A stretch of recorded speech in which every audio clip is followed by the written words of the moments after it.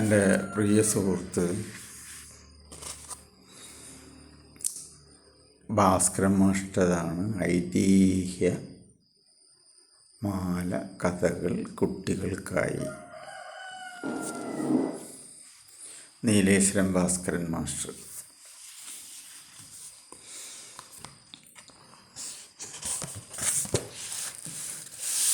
വളരെ സാത്വികനായ, എല്ലാ കാര്യങ്ങളും മിതമായി സംസാരിക്കുന്ന, വളരെ ശ്രദ്ധാലുവായിട്ടുള്ള, ആഴത്തിൽ ചിന്തിക്കുന്ന, പ്രവർത്തിക്കുന്ന ഒരു മഹത് വ്യക്തിത്വമാണ് നീലേശ്വരം ഭാസ്കരൻ മാസ്റ്റർ. അദ്ദേഹം കോഴിക്കോട്ട് നീലേശ്വരത്താണ് അദ്ദേഹത്തിൻ്റെ വീട്. അത് മുക്കം പഞ്ചായത്തിൽ പെടുന്നതാണെന്നാണ് എൻ്റെ വിശ്വാസം. മുക്കം. പിന്നെ അദ്ദേഹം അദ്വൈത വേദാന്തത്തിൽ ആചാര്യബിരുദം നേടിയ വ്യക്തിയാണ്. അതുപോലെ സ്കൂൾ അധ്യാപകനായിട്ടുണ്ട്. പക്ഷേ ആ അധ്യാപനേക്കാൾ കൂടുതൽ ഇഷ്ടപ്പെട്ടു പോയ ജോലി തഹസിൽദാർ, ഡെപ്യൂട്ടി തഹസിൽദാറായിട്ട് ഉള്ള ജോലിയായിരുന്നിരിക്കണം. റവന്യൂ വകുപ്പിൽ വൈത്തിരി താലൂക്ക് ഓഫീസിൽ നിന്നും ഡെപ്യൂട്ടി തഹസിൽദാറായി വിരമിച്ച ശേഷം ബാക്കി ഞാൻ പറയുന്നില്ല. അദ്ദേഹം വീണ്ടും തൻ്റെ അധ്യാപനം തുടർന്നു. പ്രധാന അധ്യാപകനായിട്ട് ശങ്കര വിദ്യാമന്ദിരത്തിലും പഴശ്ശി രാജ വിദ്യാമന്ദിരത്തിലും പ്രധാന അധ്യാപകനായിട്ട് തുടർന്നു. ഇന്ന് അദ്ദേഹം ഭാരതീയ വിദ്യാനികേതൻ കോഴിക്കോട് ജില്ലാ വൈസ് പ്രസിഡൻ്റാണ്. ഭാര്യ ടി.കെ. വസന്ത. മക്കൾ ഋഷികേശ് ഭാസ്കരൻ, ഡോക്ടർ ഗായത്രി കെ.ബി.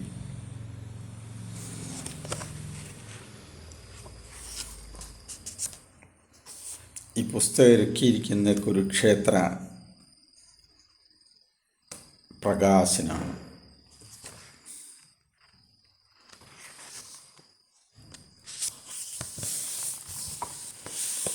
നമ്മുടെ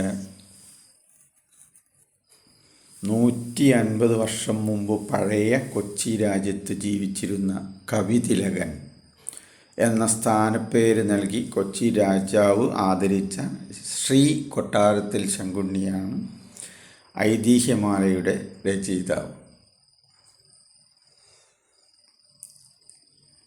അദ്ദേഹത്തിൻ്റെ ശരിക്കുള്ള പേര് വാസുദേവനുണ്ണിയാണ്. നമ്മൾ ഐതിഹ്യമാല കേൾക്കാറുണ്ടെങ്കിലും അദ്ദേഹത്തിൻ്റെ ശരിക്കുള്ള പേരെന്താണെന്നുള്ളതിനെക്കുറിച്ച് ഇതുവരെ എല്ലാവർക്കും അറിയില്ല. അപ്പോൾ അയാളുടെ കൊട്ടാരത്തിൽ ശങ്കുണ്ണിയാണ് എന്നുള്ളത് എല്ലാവർക്കും അറിയാം. അതപ്പോൾ ശരിക്കുള്ള പേരെന്താണെന്ന് ആർക്കും അറിയുമായിരുന്നില്ല. വാസുദേവനുണ്ണി. അയാളെ അച്ഛൻ വിളിച്ച പേര് ശങ്കുണ്ണിയായിരുന്നു. എന്നിരുന്നാലും ഈ 150 വർഷം കഴിഞ്ഞിട്ടും ഇനിയും ആയിരങ്ങളും കോടികളും ജനിക്കുമ്പോൾ ഈ കുട്ടികൾക്കൊക്കെ ജീവിതത്തിന് സന്മാർഗം പറഞ്ഞു കൊടുക്കാനും ജീവിതത്തിൽ ബുദ്ധി ഉപദേശിക്കാനും തീരുമാനങ്ങൾ എടുക്കുന്നതിന് മുമ്പ് ചിന്തിക്കാനും അങ്ങനെയുള്ള ഒട്ടനവധി കാര്യങ്ങളിൽ പ്രാധാന്യം കിട്ടുന്ന കഥകളാണ് ശ്രീ കൊട്ടാരത്തിൽ ശങ്കുണ്ണിയുടെ കഥകളെല്ലാം തന്നെ. ഐതിഹ്യമാലകളുടെ കഥകളെല്ലാം തന്നെ എളുപ്പത്തിൽ കുട്ടികൾക്ക് വായിക്കാനും മനസ്സിലാക്കാനും നല്ല ജീവിത സന്ദേശങ്ങൾ നൽകാനും ഒക്കെ കഴിയുന്ന കഥകളാണ്. ഇതിൽ അദ്ദേഹത്തെക്കുറിച്ച് തന്നെ പറയുന്നുണ്ട്. കുട്ടിക്കാലത്ത് സന്യാസനാമവും ഗൃഹപാഠവും കഴിച്ചു കുട്ടി. അമ്മമ്മയുടെ പുതപ്പിനുള്ളിൽ ചുരുണ്ട് കഥകൾ അനവധി കേട്ടിട്ടുമുണ്ട്. പൊട്ടിച്ചിരിക്കാനും കണ്ണീരണിയാനും വക നൽകുന്ന കഥകളുടെയും അനുഭവങ്ങളുടെയും കലവറയായിരുന്നു കുഴിക്കലാട്ട് കാടൻകുണി ഉണ്ണിയേച്ചിയമ്മ എന്ന എൻ്റെ അമ്മ. അപ്പം ഒരുപാട് കഥകൾ നമ്മളെപ്പോലെ തന്നെ ഞാൻ ഒരുപാട് കേട്ടിട്ടുണ്ട്. മുത്തശ്ശി കഥയുടെ രാജ്ഞിയാണെന്നൊക്കെ ഞാൻ പറയും. ഒരു ദിവസം ഒരു കഥ അതെന്നെ മുഴുവൻ പറഞ്ഞു തരാൻ കഴിയില്ല. അത്രയും വലിയ വലിയ മുത്തശ്ശി കഥകൾ അറിയുന്ന ആളായിരുന്നു ടിച്ചിരാമ്മ എന്ന എൻ്റെ അമ്മയുടെ അമ്മ. ജീവിച്ചിരിപ്പില്ലെങ്കിലും എൻ്റെ ജീവിതത്തിൽ നല്ലൊരു മാർഗദർശിയായി വർത്തിച്ചത്, ആ കാലത്ത് ഏറ്റവും വലിയ വിപ്ലവം തന്നെ ഉണ്ടാക്കിയ ആളാണ് അമ്മമ്മ. കാരണം പോത്തിറച്ചി നാട്ടിൽ ആരും കഴിക്കില്ലായിരുന്നു. വാദത്തിനത് നല്ലതാണ് എന്ന് പറഞ്ഞതിന് ശേഷം ജീവരക്ഷയാണ് ഏറ്റവും വലിയ രക്ഷ എന്ന് പറഞ്ഞിട്ട് പോത്തിറച്ചി എല്ലില്ലാത്തത് കൊണ്ടുവന്ന് സ്വയം ഒരുക്കി കഴിക്കാറുണ്ടായിരുന്നു. കാരണം നമുക്കറിയാലോ, കസ്തൂർബ കഴിച്ചില്ല വാദത്തിൽ നിന്ന് രക്ഷപ്പെടാൻ വേണ്ടിയിട്ട്. അപ്പോൾ നമ്മളെ രക്ഷിക്കാതെ നമ്മൾ ഏത് രീതിയിൽ ജീവിച്ചിട്ടും കാര്യമില്ല. അതാണ് ഏറ്റവും വലിയൊരു സന്ദേശം കൂടിയാണ് അമ്മമ്മ തന്നത്. അതേപോലെ നമ്മുടെ ഭാസ്കരൻ മാഷയും മുത്തശ്ശി നന്നായിട്ട് സംരക്ഷിച്ചിട്ടുണ്ട്. അങ്ങനെ പുരാണ കഥകളും മറ്റു കാര്യങ്ങളൊക്കെ കേട്ട് വലുതായ നമ്മുടെ നീലേശ്വരം ഭാസ്കരൻ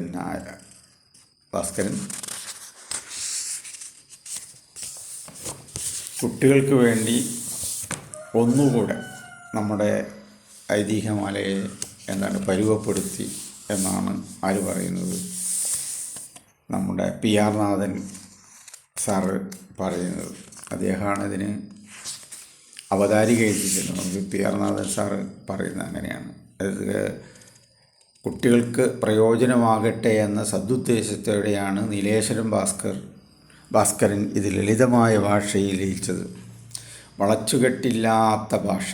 ഐതിഹ്യമാലയിലെ 24 കഥകൾക്കാണ് അദ്ദേഹം പുതുജീവൻ നൽകിയിരിക്കുന്നത്. വളരെ പെട്ടെന്ന് വായിച്ചു തീർക്കാൻ പാകത്തിൽ ഭംഗിയായി ഇതിനെ രചന നിർവഹിച്ചിട്ടുണ്ട്. മൂലകൃതി വായിക്കാൻ കുട്ടികൾക്ക് പ്രേരണ നൽകുക എന്ന ലക്ഷ്യം തന്നെയാണ് ഇതിൻ്റെ പിറകിൽ പ്രവർത്തിച്ചിരിക്കുന്നത്. അപ്പോൾ നമ്മുടെ മഹത്തായ പൈതൃകത്തെ ഉയർത്തിക്കാണിക്കാൻ ഈ കഥാ സന്ദർഭങ്ങൾക്ക് സാധിക്കുമെന്ന് പറയുന്നു. ഭാസ്കർ മാഷ് ഐതിഹ്യമാലയെ ഒന്ന് ലളിതപ്പെടുത്തി കുട്ടികൾക്കായിട്ട് സമർപ്പിക്കുന്നു. അപ്പം പി ആർ നാഥൻ സാറ് ഞാൻ നേരിൽ കണ്ടിട്ടുണ്ട്, സംസാരിച്ചിട്ടുണ്ട്. വളരെ സരസമാണ്. അതുപോലെ തന്നെ നമ്മുടെ TV ചാനലുകളിലൊക്കെ പി ആർ നാഥൻ സാറിൻ്റെ ചെറിയ ചെറിയ കഥകൾ നമ്മൾ കേട്ടിട്ടുണ്ട്. അപ്പം ഞാൻ ഇതിൻ്റെ അകത്തുള്ള മുഴുവൻ കഥകളും വായിക്കുന്നില്ല. നമ്മുടെ മുട്ടസ് നമ്പൂതിരി വൈക്കം മഹാദേവ ക്ഷേത്ര സമീപത്താണ് മുട്ടസ് ഇല്ലം. അവിടെ ഉദ്ദേശം 200 വർഷം മുമ്പ് ജീവിച്ചിരുന്ന ഒരു രസികനാണ് മുട്ടസ് നമ്പൂതിരി. പഠനമൊക്കെ കഴിഞ്ഞ് ഒരിക്കൽ കൊല്ലൂർ മൂകാംബി ക്ഷേത്രത്തിൽ മണ്ഡലവചനത്തിനായി നമ്പൂതിരി എത്തി. 41 ദിവസമാണല്ലോ മണ്ഡലവ്രതം.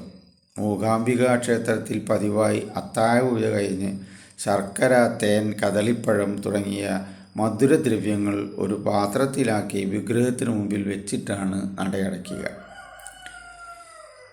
രാത്രി ദേവന്മാർ ക്ഷേത്രത്തിലെത്തി ദേവിയെ പൂജിക്കുക പതിവുണ്ടെന്നാണ് വിശ്വാസം. ദേവന്മാരാൽ നിവേദിക്കപ്പെട്ട ആ ത്രിമധുരം അതീവ ദിവ്യമാണ്. അത് സേവിക്കുന്ന ഭക്തർ മഹാവാൽമീകകളും രസികന്മാരുമായി തീരുമെന്നും വിശ്വസിക്കുന്നു. പൂജാരിമാരായ കർണാടക ബ്രാഹ്മണർ ബാക്കി വരുന്ന ത്രിമധുരം ആർക്കും പ്രത്യേകിച്ച് മലയാളികൾക്ക് നൽകാതെ ക്ഷേത്രത്തിൻ്റെ പിൻവശത്തുള്ള പൊട്ടക്കിണറ്റിലെറിയുകയാണ് പതിവ്. നമ്മുടെ മുട്ടസ് നമ്പൂതിരി അവിടെ എത്തി.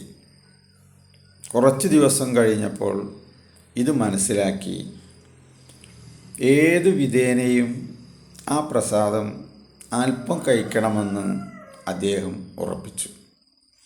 നിത്യവും അതിരാവിലെ കുളി കഴിഞ്ഞ് ആദ്യം തന്നെ ശ്രീകോവിലിന് മുമ്പിലെത്തി കണ്ണുമടച്ചിരുന്ന് ജപം തുടങ്ങും. ഒരു ദിവസം ശാന്തിക്കാരൻ വന്ന് നട തുറന്നു. ഒരു കുടം വെള്ളം കൊണ്ടുവന്നിട്ടാവാം നിർമ്മാല്യവും ത്രിമധുരവും കിണറ്റിലിടാനെന്ന് കരുതി വെള്ളമെടുക്കാൻ പോയി.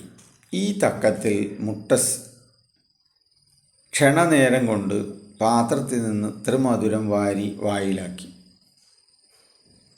ഈ തക്കത്തിൽ മുട്ടസ് കൃഷ്ണനെ കക്ഷണനേരം കൊണ്ട് പാത്രത്തിൽ നിന്നും ത്രിമധുരം വാരി വായിലാക്കി.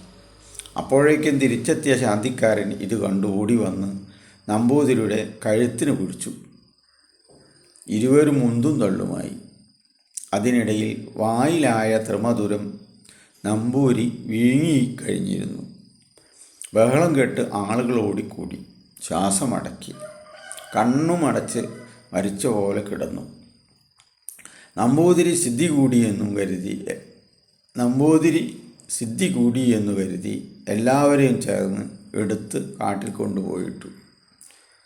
കുറച്ചു കഴിഞ്ഞ് അടുത്ത ആരുമില്ലെന്ന് മനസ്സിലാക്കി ചതഞ്ഞ ശരീരവുമായി നാട്ടിലെത്തി. കുറച്ച് ദിവസത്തെ ഉഴിച്ചിലും പിഴിച്ചിലുമൊക്കെ കഴിഞ്ഞ് സുഖമായി. പിന്നീട് ഇദ്ദേഹം എന്തു പറഞ്ഞാലും ആളുകൾക്ക് ചിരിക്കാൻ വകയുണ്ടാവും. മൂകാംബി യാത്രയെക്കുറിച്ച് ചോദിക്കുന്ന നാട്ടുകാരോട് അദ്ദേഹം പറയും, യാത്ര കെങ്കേമം, അകത്ത് ത്രിമധുരം, ഇടികഠിനം പുറത്ത്. യാത്ര കെങ്കേമം, അകത്ത് ത്രിമധുരം, ഇടികഠിനം പുറത്ത്. കാരണം എന്താ? നമ്മളായാലും കുട്ടികളായിരിക്കുന്ന കാലത്ത് ത്രിമധുരമൊക്കെ കിട്ടുക പറഞ്ഞാൽ ഭയങ്കര കിട്ടലാണ്. അങ്ങനെ ഏറ്റവും പവിത്രവും ആവശ്യവുമായ ഈ ത്രിമധുരം ആർക്ക് കൊടുക്കുന്നില്ല, ഭക്തർക്ക് കൊടുക്കാതെ കിണറ്റിടാൻ പോവുകയാണ്. അതെങ്ങനെയൊരു ഇത്തിരി കിട്ടിയ നന്ന് എന്ന് തോന്നിയ മുട്ടസ് അയാൾ പോയതൊക്കെ എടുത്ത് കഴിച്ചതിനുള്ള അടിയാണ് കിട്ടിയത്. അതുകൊണ്ടാണ് അകത്തുള്ള ത്രിമധുരം കഴിച്ചെനിക്ക് പുറത്തുനിന്ന് എന്താ കിട്ടി എന്നാണ് അദ്ദേഹം പറഞ്ഞത്. മുട്ടസ് നമ്പൂതിരി ഒരു വൈകുന്നേരം കുളിച്ച് സന്ധ്യാവന്ദനം കഴിഞ്ഞ് അമ്പലപ്പുഴ അമ്പലത്തിലെത്തി. അവിടെ നിന്ന് അത്താഴം ഉണ്ണലാണ് ലക്ഷ്യം. അന്ന് കറുത്ത വാവായതിനാൽ അവിടെ അത്താഴം വിളമ്പലില്ലായിരുന്നു. എന്നാൽ നേദിച്ച് അപ്പം കിട്ടിയാൽ കൊള്ളാമെന്നായി ചിന്ത. അത്താഴ പൂജയ്ക്ക് നേദിക്കുന്ന അപ്പം വാസ്തവത്തിൽ ഭക്തർക്ക് പ്രസാദം നൽകാനുള്ളതാണ്. എന്നാൽ ശാന്തിക്കാരൻ അതൊക്കെ സ്വന്തം വീട്ടിലേക്ക് കൊണ്ടുപോവുകയാണ് പതിവ്. ഇത് മുട്ടസിനറിയാം. അത് ശാന്തിക്കാരൻ്റെ പിന്നാലെ കൂടി, ഹേയ് തിരുമോനി, ഇവിടുത്തെ അപ്പം ഒരാൾക്ക് ഇരുന്ന ഇരിപ്പിൽ എത്ര എണ്ണം തിന്നാനാവും? ശാന്തി, ഏറിയാൽ 20 എണ്ണം. മുട്ടസ്, അതൊന്നുമല്ല, ഒരു 100 എണ്ണം ഉറപ്പാ. ശാന്തി, ഹായ്, ഒരു കാലത്തുമില്ല. അത്ര മിടുക്കന്മാർ ഈ ഭൂമി മലയാളത്തിൽ ഇല്ലേയില്ല. എത്ര പെരുവയറനായാലും 30-ൽ അധികമാവില്ല. മുട്ടസ്, ഇയാൾക്കെന്തറിയാം? ഞാൻ വേണമെങ്കിൽ 200 എണ്ണം തിന്നു കാണിക്കാം. 200 എണ്ണം തിന്നു കാണിക്കാം. ഇങ്ങനെ കുറേ തർക്കിച്ചതിന് ശേഷം എങ്കിൽ പന്തയം വയ്ക്കാമെന്ന് തീരുമാനിച്ചു. 200 എണ്ണം മുട്ടസ് തിന്നാൽ 5 ഉറുപ്പിക ശാന്തിക്കാരൻ നൽകണം. തിന്നില്ലെങ്കിൽ മുട്ടസ് ശാന്തിക്കാരന് നൽകണം. ഇതാണ് വ്യവസ്ഥ. ശാന്തിക്കാരൻ ഒരു പാത്രത്തിൽ കുറേ അപ്പം മുട്ടസിന് മുമ്പിൽ വെച്ചു. നമ്പൂതിരി അവിടെ ഇരുന്ന് മെല്ലെ തിന്നാൻ തുടങ്ങി. ഒരു 15 എണ്ണം അകത്തായപ്പോഴേക്കും വയറു നിറഞ്ഞു. 15 എണ്ണം അകത്തായപ്പോഴേക്കും വയറു നിറഞ്ഞു. ഒരു ഗ്ലാസ് വെള്ളവും കുടിച്ച് ഏമ്പക്കം വിട്ട് ശാന്തിക്കാരൻ പറഞ്ഞു. ഒരു ഗ്ലാസ് വെള്ളവും കുടിച്ച് ഏമ്പക്കവും വിട്ട് ശാന്തിക്കാരൻ പറഞ്ഞു, താൻ പറഞ്ഞതാണ് ശരി. ഇയാളൊരു മിടുക്കൻ തന്നെ. എൻ്റെ വയറിനെക്കുറിച്ച് എന്നേക്കാൾ തനിക്കാണല്ലോ നിശ്ചയം. ഇനി ഒരെണ്ണം പോലും തിന്നാൻ വയ്യ. ശാന്തിക്കാരൻ, എന്നാൽ പന്തയത്തുകയെ 5 രൂപ തന്നേക്കൂ. നമ്പൂതിരി, എടോ അശാന്തനായ ശാന്തിക്കാരാ, ബ്രഹ്മസംഭക അപ്പം ഭക്തർക്ക് കൊടുക്കാതെ കാലം അത്രയും ഇയാൾ സ്വന്തമാക്കിയില്ലേ? അതിൻ്റെ വില ഭക്തനായ എനിക്കും കിട്ടണ്ടേ? അതിൽ പന്തയത്തുക 5 രൂപ കഴിച്ച് ബാക്കി ഇങ്ങോട്ട് തരിക. ഇപ്പം കയ്യിലില്ലെങ്കിൽ പിന്നെ ആയാലും മതി എന്നും പറഞ്ഞ് മുട്ടസ് കയ്യും കഴുകി ഏമ്പക്കം വിട്ട് വയറൊഴിഞ്ഞ് ഇറങ്ങി നടന്നു. അതായത് പൊതുവേ അങ്ങനെയാണ്. ജീവിതത്തിൽ നമുക്ക് വിശപ്പടക്കാൻ കഴിയാൻ അത്ര എളുപ്പമുള്ള കാര്യമൊന്നുമല്ല. കാരണം പട്ടിണി കിടക്കണവനെ അറിയുള്ളൂ പട്ടിണീൻ്റെ ഇത്. അപ്പം ഭക്ഷണം എങ്ങനെയെങ്കിലും സമ്പാദിക്കുക എന്നതാണ്. അപ്പം മുട്ടസ് എന്നെ അന്നത്തെ ഭക്ഷണം കിട്ടാതെ വന്നപ്പോൾ ഊണവിടെ ഇല്ല എന്ന് കണ്ടപ്പോൾ എന്താ ചെയ്യുക, എന്നാൽ കുറച്ച് അപ്പം കഴിക്കാം എന്ന് വിചാരിച്ച് നോക്കിയാൽ അതെല്ലാം വീട്ടിൽ കൊണ്ടുപോകണ മോസത്ത് അല്ലെങ്കിൽ എന്താ പറയുക നമ്മളെ ശാന്തിക്കാരന് നല്ലൊരു മറുപടി കൊടുക്കാൻ കഴിഞ്ഞു. അപ്പം ഇവിടെയൊക്കെയാണ് നമ്മളും മനസ്സിലാക്കി വെക്കേണ്ടത്. ജീവിതത്തിൽ പല കാര്യങ്ങളിലും നമ്മൾ ഇടപെടേണ്ടവരാണ്, അതിനെ തടയേണ്ടവരാണ്. കാരണം ഇന്നിപ്പോൾ നമുക്കറിയാം ശബരിമലയിലെ സ്വർണ്ണപ്പാളി മുതൽ വിഗ്രഹം വരെ കൊണ്ടുപോയി എന്നാണ് പറയുന്നത്. അപ്പോൾ അതൊക്കെ തടയാൻ കേവലം ഒരു ഭക്തന് പോലും സാധിക്കും എന്നുള്ളതാണ്. അവൻ്റെ സൂക്ഷ്മമായ വീക്ഷണവും അതുപോലെ തന്നെ എന്താണ് അതിന് എതിരെ പ്രതികരിക്കാനുള്ള അവൻ്റെ മാനസികമായ തയ്യാറെടുപ്പും എവിടെയും ആവശ്യമാണ്. എല്ലാം പോയതിന് ശേഷം നമ്മൾ അതിനെക്കുറിച്ച് ചിന്തിക്കുമ്പോൾ അത് മോശമാണ്. അപ്പം നല്ലൊരു സന്ദേശമാണ് മുട്ടസ് നമ്പൂതിരി ഈ 2 ചെറിയ കഥകളിലൂടെ നമുക്ക് തന്നിട്ടുള്ളത്. അപ്പം ഭാസ്കരൻ മാഷ്ട ഈ ഐതിഹ്യമാല കഥകൾ അതിൻ്റെ പ്രകാശന ചടങ്ങിനൊക്കെ ഞാൻ പോയിട്ടുണ്ട്. ഇതിനൊരു മുഖക്കുറി ആവട്ടെ ഞാൻ ഇത്. അപ്പം പി ആർ നാഥൻ സാറ് പറഞ്ഞ അത് തന്നെയാണ്, അതേ കാര്യം തന്നെയാണ് എനിക്കും പറയാനുള്ളത്. കൂടുതൽ ആളുകളിലേക്ക് പുസ്തകം എത്തട്ടെ. ഐതിഹ്യമാലയെ ഏറ്റവും ലളിതമായ രീതിയിൽ ഭാസ്കരൻ മാഷ് തയ്യാറാക്കിയിട്ടുണ്ട്. എല്ലാവരും പുസ്തകങ്ങൾ വായിക്കുക. കുരുക്ഷേത്ര പ്രകാശൻ എന്ന പ്രകാശനാണ് ഇത് ചെയ്തിട്ടുള്ളത്. എല്ലാ കാര്യങ്ങളും ഇതിൻ്റെ എഡിറ്റിങ്ങും അതുപോലെ തന്നെ പ്രസിദ്ധീകരണം അവർ തന്നെയാണ് നടത്തിയിട്ടുള്ളത്. അപ്പോൾ നാളത്തെ തലമുറയ്ക്ക് നാടിനെ അറിയാൻ നാടൻ കഥകളുടെ നെറ്റിക്കുമ്പം എന്നാണ് ഈ പുസ്തകത്തിനെക്കുറിച്ച് പറഞ്ഞിട്ടുള്ളത്. ഭാസ്കരൻ മാഷെ എല്ലാവരും ഒന്ന് കാണുക. സഹൃദയനായ, വളരെ ശാന്ത സ്വഭാവമുള്ള, എന്നാൽ സത്യസന്ധനും കാര്യങ്ങളിൽ വിട്ടുവീഴ്ചയില്ലാത്ത ആ വ്യക്തിക്ക് എൻ്റെ ഹൃദയംഗമായ നമസ്കാരം.